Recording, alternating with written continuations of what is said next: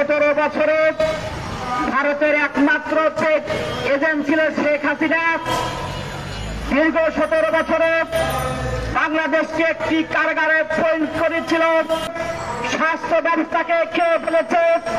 বাংলাদেশে লক্ষ লক্ষ বেকারত্ব বেড়ে গিয়েছে। বাংলার মানুষ এখন দীর্ঘ 17 বছর স্বৈরাচারী শেখ হাসিনা সরকারকে বাংলাদেশ থেকে পালাতে বাধ্য করেছে। বাংলাদেশে যে অন্তর্বর্তীকালীন সরকার প্রতিষ্ঠিত হয়েছে, আমরা আজকে দীর্ঘ শ্বাস নিতে পারছি, নিশ্চিন্তে ঘুমাতে পারছি, স্বাধীনতা ভোগ করতে পারছি। কিন্তু বলতে চাই, প্রশাসনকে বলতে চাই, স্বরাষ্ট্র উপদেষ্টাকে বলতে চাই, আইন উপদেষ্টাকে বলতে চাই, আপনারা এই কয় মাসে কতজন স্বৈরাচারী হাসিনা দোষরদেরকে গ্রেফতার করেছেন? আপনারা এই রিপোর্ট জনগণের সামনে পেশ করুন।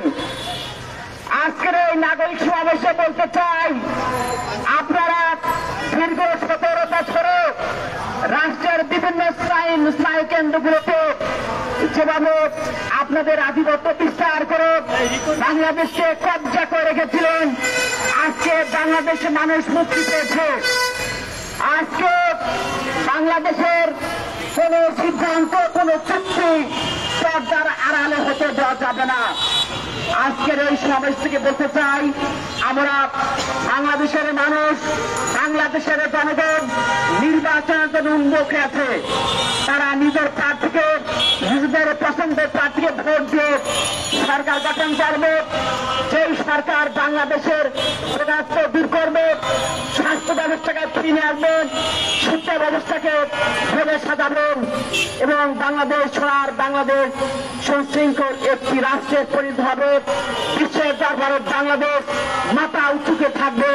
এই আশাবাদ ব্যক্ত করে আমি আমার সংক্ষিপ্ত আলোচনা শেষ করছি।